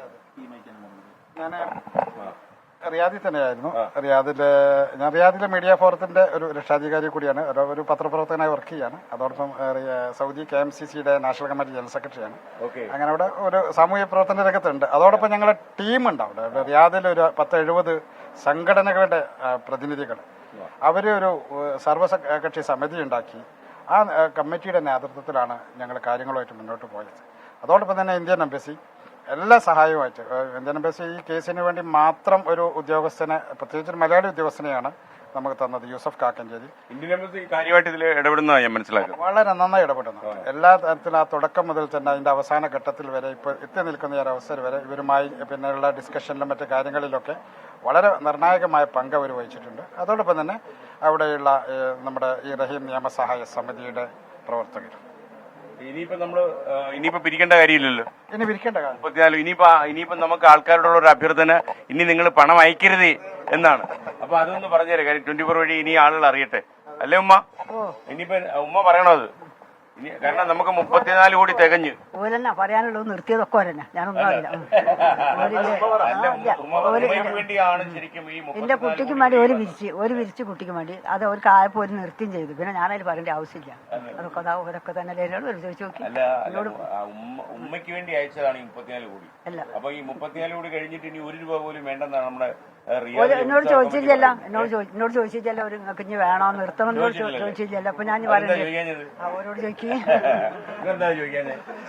അല്ല, ഉമ്മായിയുടെ കണ്ണീരിന്റെ വിലയാണ് 34 കോടി. ഈ പിന്നെ ലോക മലയാളി സമൂഹം നൽകിയിട്ടുള്ള ഈ കോൺട്രിബ്യൂഷൻ ഉണ്ടല്ലോ, അത് ഉമ്മായിയുടെ ആ കുറഞ്ഞ ദിവസങ്ങളിൽ വന്ന ആ ഉമ്മായിയുടെ ഒരു അവസ്ഥയുണ്ടല്ലോ, അത് കണ്ടിട്ട് തന്നെയാണ് ഈ ലോക മലയാളി സമൂഹം ഇപ്പോഴും പണം ഇങ്ങനെ അയച്ചുകൊണ്ടിരിക്കുക ആൾക്കാർ. ഇപ്പൊ എന്താ ചെയ്യാ? തടയേണ്ടത്? നമ്മളെ ആവശ്യം കഴിഞ്ഞില്ലേ, ഇനി ബാക്കി അല്ല തരും നേരിട്ട്. അപ്പൊ ഇനി അയക്കണ്ട? വേണ്ട. അപ്പൊ താങ്കളോടൊന്നും പറഞ്ഞു ഇനി അയക്കണ്ടെന്നു? തീർച്ചയായും. ഇനി നമുക്ക് ലോക മലയാളി സമൂഹത്തോട് പറയാനുള്ളത്, ഇനി നമുക്ക് ഫണ്ട് വേണ്ട. ഫണ്ട് നിങ്ങൾ ആവശ്യത്തിലധികം അയച്ചു. അത് ഞങ്ങളെ സഹോദരനെ രക്ഷപ്പെടുത്താനുള്ള തുകയ്ക്ക് ഉപരിയായി നമുക്ക് ലഭിച്ചു കഴിഞ്ഞു. അതുകൊണ്ട് തന്നെ നിങ്ങളെ നിയമസഹായ സമിതിക്ക് നിങ്ങളുടെ മുമ്പിലൊക്കെ അഭ്യർത്ഥിക്കാനുള്ളത്, ഇത് സഹായിച്ച എല്ലാവർക്കും ഹൃദ്യമെന്ന് ആരെയും പേരെടുത്ത് പറയാൻ ഉദ്ദേശിക്കുന്ന പല രംഗങ്ങളിലുള്ളവർ ഞങ്ങൾക്ക് കൈയഴിച്ച് സഹായിച്ചിട്ടുണ്ട്. സഹായിച്ചവരോടൊക്കെ ഹൃദ്യമായ കടപ്പാട് രേഖപ്പെടുത്തുകയാണ്. അതോടൊപ്പം 24 വളരെ ശ്രീകണ്ഠൻ നായരുടെ ഷോയിൽ ഞങ്ങൾ പലതവണയും കണ്ടിട്ട് നിരന്തരമായി അദ്ദേഹത്തിന്റെ അഭ്യർത്ഥന. ഞാനൊരു കാര്യം ചെയ്യാം, അത് അന്ന് ഞാൻ പറഞ്ഞൊരു അഭ്യർത്ഥന ഞാൻ മാറ്റി പറയാം. അതായത് ഞാനന്ന് ഞാൻ പറഞ്ഞെന്തായിരുന്നു ഞാൻ പറഞ്ഞത്, നമ്മുടെ ഈ അബ്ദുൽ റഹീം എന്ന് പറയുന്ന ചെറുപ്പക്കാരനെ ഒരിക്കലും നമുക്ക് മരണത്തിന്റെ വഴിയിലേക്ക് വിട്ടുകൊടുക്കാൻ പറ്റത്തില്ല. ഉമ്മയുടെ മകനെ ഉമ്മ വഴിക്കണ്ണുമായിട്ട് കാത്തിരിക്കുകയാണ്. അതുകൊണ്ട് നമുക്ക് ഈ 34 കോടി കളക്ട് ചെയ്തിട്ട് നമുക്ക് ആ മകനെ നമുക്ക് ഉമ്മയുടെ അടുത്ത് ഫറൂഖി കൊണ്ടുവരണം എന്ന് പറഞ്ഞു. അപ്പൊ നിങ്ങൾ 34 കോടിയും തന്നു, ഉമ്മയ്ക്ക് സന്തോഷമായി. ഇനി നിങ്ങൾ ദയവ് ചെയ്ത് പണം അയക്കരുത്, അല്ലേ? അതാണ് നമ്മൾ പറയുന്നൊരു കാര്യം. ഒരുപക്ഷെ അതും കേരളത്തിലെ ടെലിവിഷൻ ചരിത്രത്തിലെ ആദ്യ സംഭവമാണ്. ഈ പണം തരണമെന്നാണല്ലോ നമ്മളിപ്പം പറയുക, പണം തരല്ലേ? അതൊക്കെ ഉമ്മയുടെ ഒരു കരുത്താ കേട്ടോ. നമ്മളെ ആവശ്യം കഴിഞ്ഞില്ലേ, നമ്മളെ ആവശ്യം കഴിഞ്ഞാല് പിന്നെ അവന്റെ കുട്ടിന് മതി, പിന്നെ പണം വേണ്ട. പണം കൊടുത്താലേ കുട്ടിനെ തരുള്ളൂ എന്ന് പറഞ്ഞ് അതിനവർക്ക് തയ്ച്ച് പണം കിട്ടി. കിട്ടിക്കഴിഞ്ഞാൽ പിന്നെ നമുക്ക് പണത്തിന് ആവശ്യമില്ല. ഇന്നലെ പണം വന്നത് അവര് വേണ്ടെന്ന് പറഞ്ഞ് മടക്കി അയച്ചൊരു സംഭവം ഉണ്ട്. ഞങ്ങള് ആരാന്നൂടെ പറഞ്ഞ പിന്നെ മോളെ മകനാണ്, റഹീമിന്റെ പെങ്ങളും മരുമകനോ.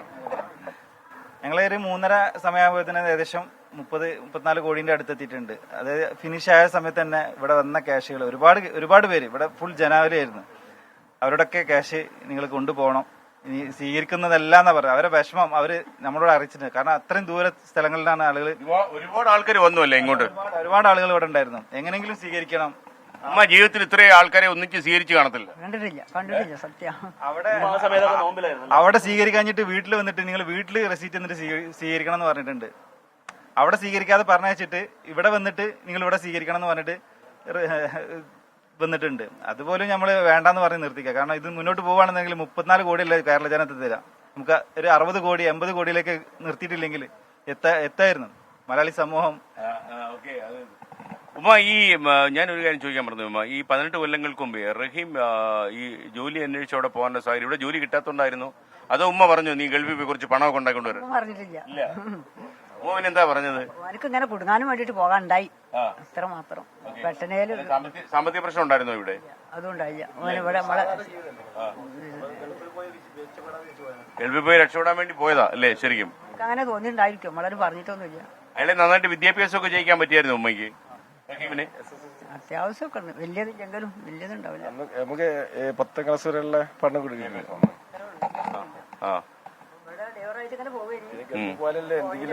ഗൾഫ് പോയാല് ഇവിടത്തേക്കാളും സമ്പാദിക്കാന്ന് വിചാരിച്ചിട്ടുണ്ടായിരിക്കും.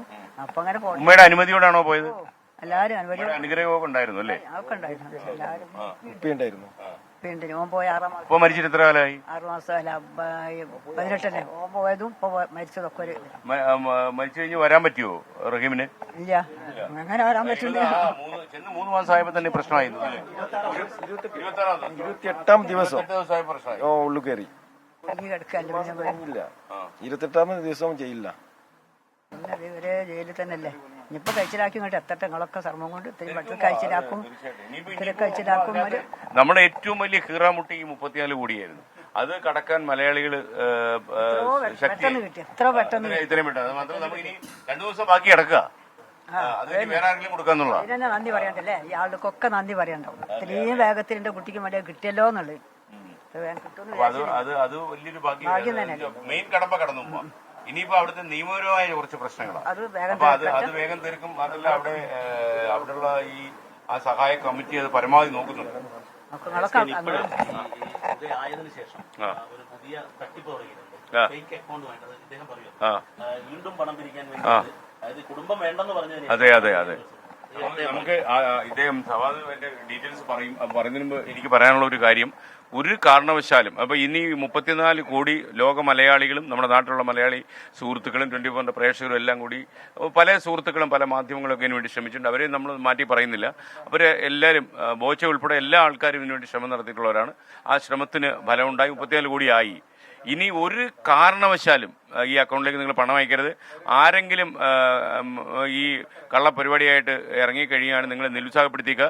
ഒരു കാരണവശാലും ഇവർക്ക് ഇനി ഈ പണം ആവശ്യമില്ല. മാത്രമല്ല അവരെടുത്ത നിലപാട് ഇതാണ്, 34 കോടി രൂപ ഈ ബ്ലഡ് മണി കൊടുക്കാനുള്ള പൈസ കിട്ടിക്കഴിഞ്ഞാൽ പിന്നെ 1 രൂപ പോലും ആവശ്യമില്ല എന്നുള്ളതാണ്. കാരണം റഹീം ഇവിടെ നാട്ടിൽ വന്ന് പണിയെടുത്ത് ജീവിച്ചോളും, അതൊന്നും ഒരു പ്രശ്നമില്ല. അല്ലേ ഉമ്മ? പറയും. ഇപ്പൊ ഫേക്ക് അക്കൗണ്ട് ഇന്നാണ് സോഷ്യൽ മീഡിയയിൽ ഒരു ഇത് കണ്ടത്. കാരണം റഹീമിന് നിങ്ങൾ കൊടുക്കാൻ ആഗ്രഹിച്ച പണം അവിടെ അക്കൗണ്ട് ക്ലോസ് ചെയ്തിട്ടുണ്ട്. പുതിയൊരു അക്കൗണ്ട്, ഒരു ഫെഡറൽ ബാങ്കിന്റെ അക്കൗണ്ട് കൊടുത്തിട്ട് പണം അയക്കാൻ താല്പര്യമുള്ള ആളുകൾ ഈ നമ്പറിലേക്ക്, ഈ അക്കൗണ്ട് നമ്പറിലേക്ക് പണം അയക്കുക എന്നുള്ളൊരു പോസ്റ്ററാണ് കാണുന്നത്. അത് ആരാണ് അയച്ചത് എന്നുള്ള ഒന്നുമല്ല, രാമേട്ടര ശാഖന്റെ ആണ് ഫെഡറൽ ബാങ്കിന്റെ ഇതിൽ വന്നത്. കാരണം നമുക്ക് കമ്മിറ്റിന്റെ പേരിൽ ഒരു ഫെഡറൽ ബാങ്ക് ഉണ്ടായിരുന്നു, ICICI ബാങ്കും ഉണ്ടായത്. അത് രണ്ടും ക്ലോസ് ചെയ്തിട്ടുണ്ട്. പകരം പണം കൊടുക്കാൻ ആഗ്രഹിക്കുന്ന ആളുകൾ, റഹീമിന് പണം കൊടുക്കാൻ ആഗ്രഹിക്കുന്ന ആളുകൾ ഈ അക്കൗണ്ടിലേക്ക്, താഴെ കൊടുത്ത അക്കൗണ്ട് നമ്പറിലേക്ക് നിങ്ങൾ പണം അയക്കണം എന്നാണ് പറയുന്നത്. അപ്പൊ അതിലാരും വഞ്ചിതരാവരുതെന്നേ പറയാനുള്ളൂ. അക്കൗണ്ട് ക്ലോസ് ചെയ്തതാണ്. എന്തെങ്കിലും സംശയം ഉണ്ടെങ്കിൽ ഞാൻ മോർണിംഗ് ഷോ നിൽക്കുമ്പോൾ നിങ്ങൾ ആ യൂട്യൂബിലൂടെ ചോദിച്ചാൽ മതി ഫേക്ക് ഏതാണെന്നുള്ള. അപ്പം എല്ലാം ഫേക്ക് ആയിരിക്കും, കാരണം ഈ പണം ഇനി ആവശ്യമില്ല. അപ്പോൾ ഉമ്മ, നമുക്ക് ഇപ്പോൾ ഈ മലയാളികൾക്കെല്ലാം ഉള്ള ഒരു സ്നേഹം ഉമ്മയോട് ഇപ്പോൾ വളരെ കൂടുതലാണ്. കാര്യം ഇങ്ങനെ ഒരു മകന് വേണ്ടി ഇത്രയും കാത്തിരുന്ന് യാതനകൾ സഹിച്ച്. അപ്പോൾ ഞാൻ ഒരു കാര്യം ചെയ്യാം, ഇപ്പം നമ്മുടെ എല്ലാ മലയാളികൾക്കും വേണ്ടി ഉമ്മയൊന്ന് ആലിംഗനം ചെയ്യാൻ ഇദ്ദേഹത്തിനെ ഏൽപ്പിക്കുക. ഓക്കെ. കാര്യം നമ്മുടെയൊക്കെ സ്നേഹമായിരിക്കും അയാൾ പകർന്നു വരുന്നത്. റഹീം കേൾക്കാമോ? റഹീം കേൾക്കാമോ? സ്പീക്കറിലിട്ടോളൂ, ഒരു സെക്കൻഡ്. റഹീമെ കേൾക്കാമോ? ഞാനിപ്പോ ഉമ്മയുടെ അടുത്താ. റഹീം ഭയങ്കര സന്തോഷമായി കേട്ടോ. റഹീം എത്രയും പെട്ടെന്ന് വരിക.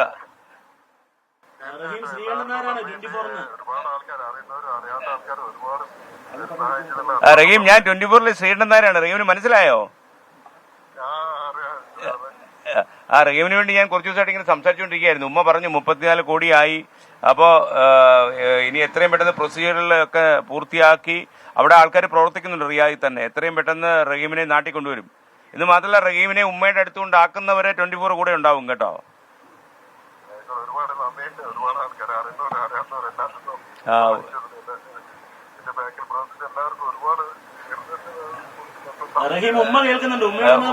ഉമ്മയോട് എന്തെങ്കിലും ഒന്ന് പറയൂ റഹീം. ഉമ്മ കേട്ടോണ്ടിരിക്കുക ഇത്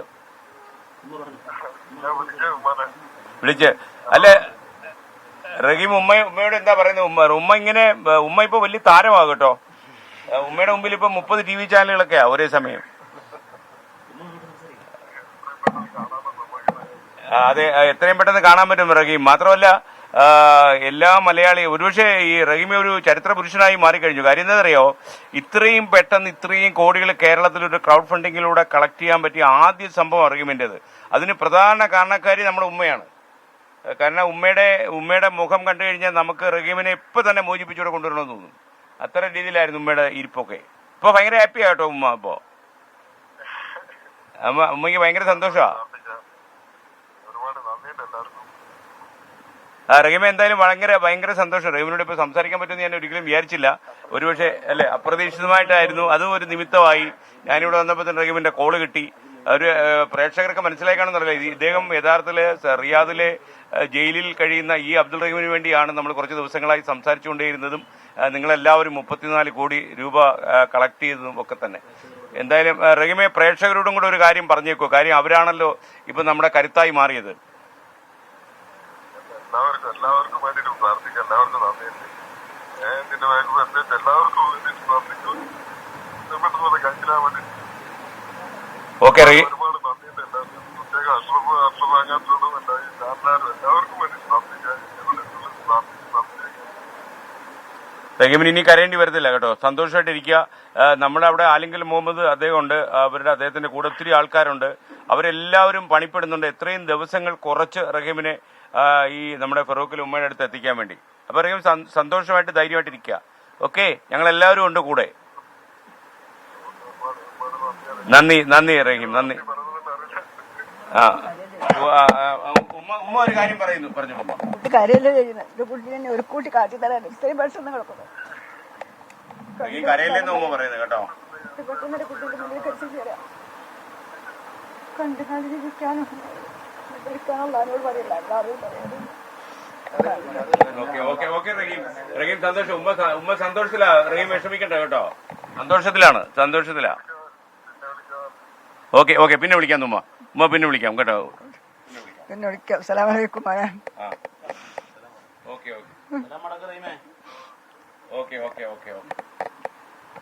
അപ്പോൾ അബ്ദുൾ റഹീം 18 കൊല്ലമായിട്ട് സൗദിയിലെ ജയിലിലാണ്. ഉമ്മ ആ കാലം എത്രയും അമ്മ എങ്ങനെ കടന്നുപോയി. പക്ഷേ ഈ സമയം കടന്നു പോകുമെന്ന് പറഞ്ഞ പോലെ നമുക്ക് എന്തായാലും ഭയങ്കര സന്തോഷമായി. കാര്യം റഹീമിനോട് സംസാരിക്കാൻ പറ്റിയല്ലോ. അത് ഞാൻ ഒരിക്കലും ഈ വീട്ടിലേക്ക് വന്ന് കയറുമ്പോൾ അത് ഞാൻ പ്രതീക്ഷിച്ചില്ല.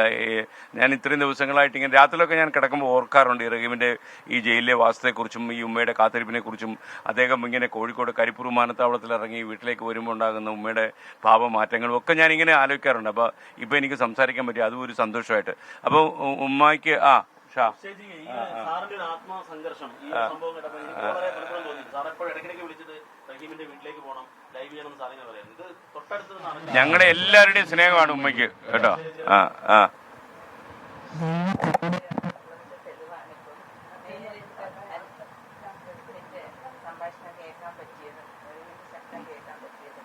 കൂടെയുണ്ട്.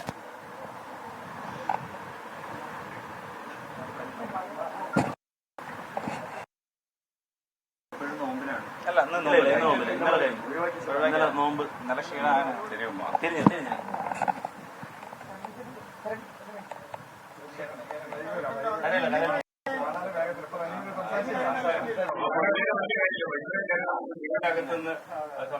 സംസാരിക്കില്ല.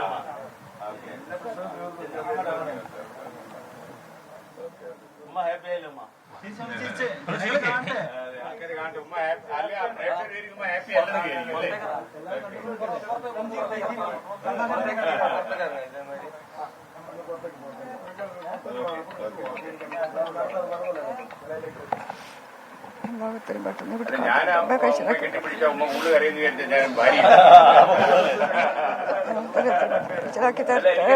കാണാനല്ലോ കേട്ടോ.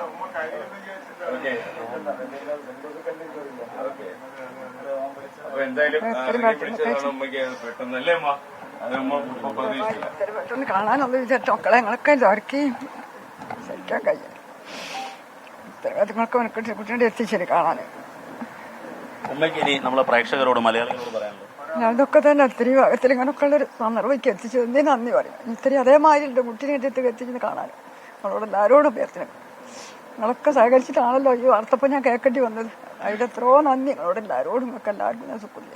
ഉമ്മയ്ക്ക് ഇപ്പൊ മനസ്സിലായല്ലോ. ഉമ്മ ബന്ധുക്കൾ മാത്രമല്ല, ഉമ്മയ്ക്ക് ലോകത്തുള്ള 34 കോടി ആളുകൾ ഉമ്മയുടെ കൂടെ ഉണ്ട്. ഇപ്പൊ എല്ലാവരുണ്ട്. നിങ്ങളൊക്കെ ശ്രമം കൊണ്ട് ഒത്തിരി വേഗത്തിൽ ഇതേമാതിരി മെനക്കെട്ടിട്ട് കുട്ടീനെ എത്തിച്ചേരാം. കുട്ടീനെ കാണാനും നോക്കാനും ഒക്കെ ചെയ്യട്ടെ. ഓടി ഇവിടെ വരും. ഒത്തിരി വേഗത്തിൽ തയ്യാറായിരിക്കുക. നീ എങ്ങോട്ട് വിടണ്ട കേട്ടോ ഉമ്മ, വിദേശത്തേക്കൊന്നും വിടണ്ടേ. ഉമ്മന്റെ അടുത്ത് കൂടി നിൽക്കാനുള്ള വിധട്ടെ. മക്കൾ സന്തോഷം കണ്ട് മരിക്കാനുള്ള വിധട്ടെ. മക്കളെ ഇടയിൽ കണ്ടു അതിനുള്ള ഉറക്കം ചെയ്തിട്ടെ. എല്ലാവരും കൂടി എനിക്ക് മരുന്നവർക്ക് അറുന്നൂറ്റി സന്തോഷം എല്ലാവരോടും. എല്ലാവരും എനിക്ക് വേണ്ടി എല്ലാവരും പ്രാർത്ഥിക്കാം. എല്ലാവർക്കും ഞാനും പ്രാർത്ഥിക്കാം. എല്ലാവരോടും വെള്ളം കുടിച്ചോളാം. കുടിച്ചു വെള്ളം കുടിച്ചു. അല്ല ഞാനൊരു കഴിഞ്ഞ പ്രേക്ഷകർക്ക് ഞാൻ കൊടുക്കാൻ മലയാളികളുടെ മൊത്തം മലയാളികളുടെ സ്നേഹമാണ്. അതെ, അതാണ്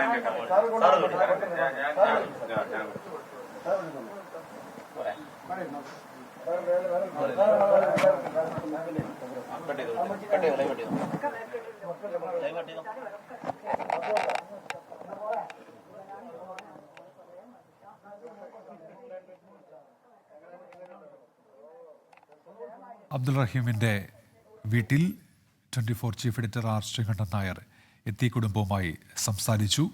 ഉമ്മയോടക്കം സംസാരിച്ചതിനിടയിലാണ് അബ്ദുൾ റഹീമുമായും സംസാരിക്കാൻ കഴിഞ്ഞത്. എല്ലാവർക്കും നന്ദി രേഖപ്പെടുത്തുന്നതെന്നാണ് അബ്ദുൾ റഹീം പ്രതികരിച്ചത്.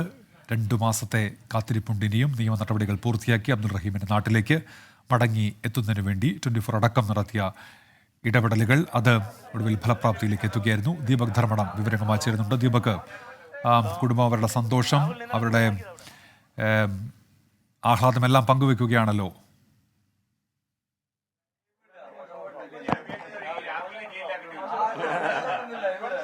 ഉന്മേഷേ, ഒരു വീട്ടിൽ ദുഃഖം തളം കെട്ടിയ ഒരു വീട്ടിൽ സന്തോഷത്തിന്റെ വലിയ ഒരു നിർവൃതിയുടെ നിമിഷങ്ങളാണ് നമ്മൾ കണ്ടത്. SKN എത്തുമ്പോൾ വളരെ വികാരപരമായിരുന്നു സ്വീകരണം. കാരണം ഉമ്മ കഴിഞ്ഞ ദിവസങ്ങളിലെല്ലാം ഈ കേരളത്തിലെ ലോകത്തിലെ മലയാളികൾ ഒന്നടങ്കം ഈ കുടുംബത്തിലേക്ക് എത്തുന്ന, ഈ കുടുംബത്തിന് എങ്ങനെയെങ്കിലും കൈത്താങ്ങാവുന്ന ദൃശ്യങ്ങളാണ്, വിവരങ്ങളാണ് നമ്മൾ കണ്ടത്. ഏറ്റവും ഒടുവിൽ അതിന്റെ പൂർണ്ണത ഇന്നലെ ആയി കഴിഞ്ഞു. തൊട്ടു പിന്നാലെ തന്നെയാണ് SKN ഇവിടെ എത്തിയത്.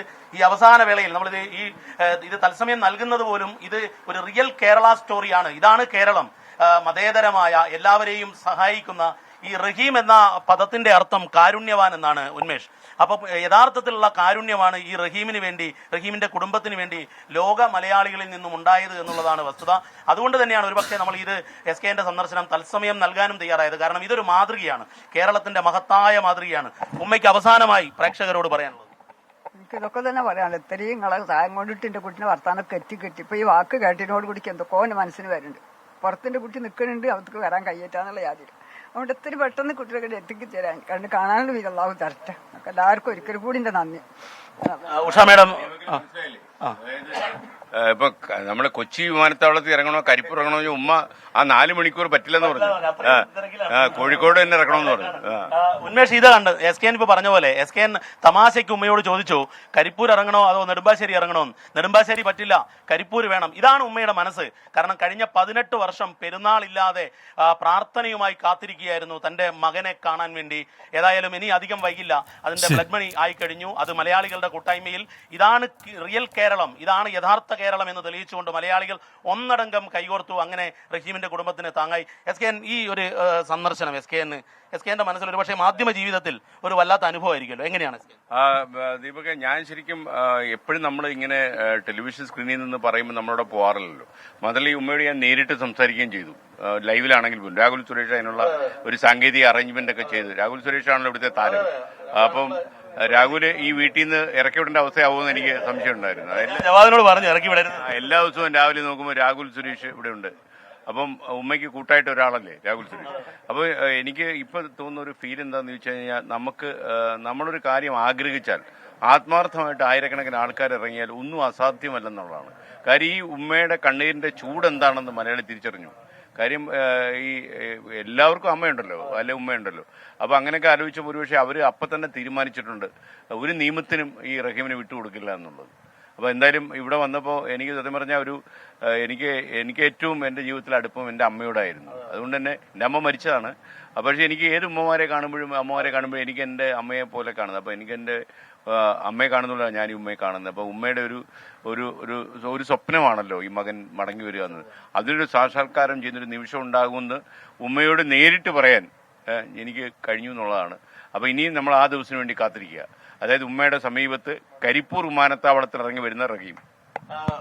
SKNന്റെ പുറകിൽ ഒരുപക്ഷെ SKN ഈ ആത്മസംഘർഷം ഒക്കെ അനുഭവിക്കുന്നത് ഞങ്ങളെ വിളിച്ച് വീണ്ടും വീണ്ടും വാർത്ത ചെയ്യാൻ പറയുമ്പോൾ ഒക്കെ ഉഷാമയുടെ ഒപ്പമുണ്ട്. ഒരു അമ്മയുടെ വേദനയും കൃത്യമായി മനസ്സിലാവും. എങ്ങനെയാണ് ഈ ഇവിടെ എത്തിയ സമയത്ത് ഈ ഉമ്മയെ കണ്ടു, ഈ സന്തോഷം, ഈ വികാര നിമിഷങ്ങൾ? ഒരുപാട് സന്തോഷമുണ്ട്. പക്ഷേ ഞാനിപ്പോൾ ആലോചിക്കും, ഈ 18 വർഷം അമ്മ എങ്ങനെ തള്ളി നീക്കിന്ന്. ഓരോ നിമിഷവും ഒരമ്മയ്ക്ക് മാത്രമേ ആ വേദന അറിയൂ. ശരിക്കും എനിക്കൊന്നും പറയാനില്ല. ഉന്മേഷ്, ഇത് തന്നെയാണ് ഒരുപക്ഷെ ഇപ്പം ഉഷാ മേഡത്തിന്റെ ഒരു വികാര വായ്പ കണ്ടു. ഒരു അമ്മയ്ക്ക് മാത്രമേ ആ വേദന അറിയൂ എന്നുള്ളതാണ്. ഉമ്മ ഈ തത്സമയ സംപ്രേഷണം അവസാനിപ്പിക്കുകയാണ്. ഉമ്മ അവസാനമായി മലയാളികളോട്, ലോക മലയാളികളോട് പറഞ്ഞുകൊണ്ട് ഉമ്മയുടെ വാക്കുകളിൽ അവസാനിപ്പിക്കുകയാണ്. ഞാൻ എന്ത് നന്ദിയാ പറഞ്ഞത്, നന്ദിയോട് നന്ദി, എല്ലാവർക്കും നന്ദി, സ്വാഗതം, എല്ലാവരോടും സ്വാഗതം പറയും. എനിക്ക് വേണ്ടി നിങ്ങൾ എല്ലാവരും പ്രാർത്ഥിക്കാം. Thank you Unmesha. ഇതാണ് ലോകത്തോട് നന്ദി, മലയാളികളോട് നന്ദി, എല്ലാവർക്കും നന്ദി എന്നുള്ളതാണ് അമ്മക്ക് പറയാനുള്ളത്. ഈ ഉമ്മയ്ക്ക്, ഫാത്തിമ ഉമ്മയ്ക്ക് പറയാനുള്ളത് ഏറ്റവും പ്രധാനപ്പെട്ട കാര്യം, ഇത് മലയാളികളുടെ കൂട്ടായ്മയുടെ വിജയമാണ്. ഇത് ആരുടെയെങ്കിലും വ്യക്തിപരമായ ക്രെഡിറ്റ് ഒന്നുമല്ല. 24-ഉം ഇതിൽ ഒരു നിമിത്തമായി എന്നുള്ളത് തന്നെയാണ്. ഈ കൂട്ടായ്മയാണ് റിയൽ കേരളം, റിയൽ കേരള സ്റ്റോറിക്ക് സല്യൂട്ട്. ഉന്മേഷ്. ശരി, ദീപക് ധർമ്മടമാണ് വിവരങ്ങൾ നൽകിയ. 24 ചീഫ് എഡിറ്റർ ശ്രീകണ്ഠൻ നായർ കുടുംബത്തിലെത്തി അവരുടെ സന്തോഷത്തിൽ പങ്കുചേരുന്ന കാഴ്ചയാണ് നമ്മൾ കണ്ടത്. ഇതോടെ ഗുഡ് ആഫ്റ്റർനൂൺ പൂർത്തിയാകുന്നു. ഇനി പോലീസ് സ്റ്റേറി സുഹേലെത്തും. നമസ്കാരം.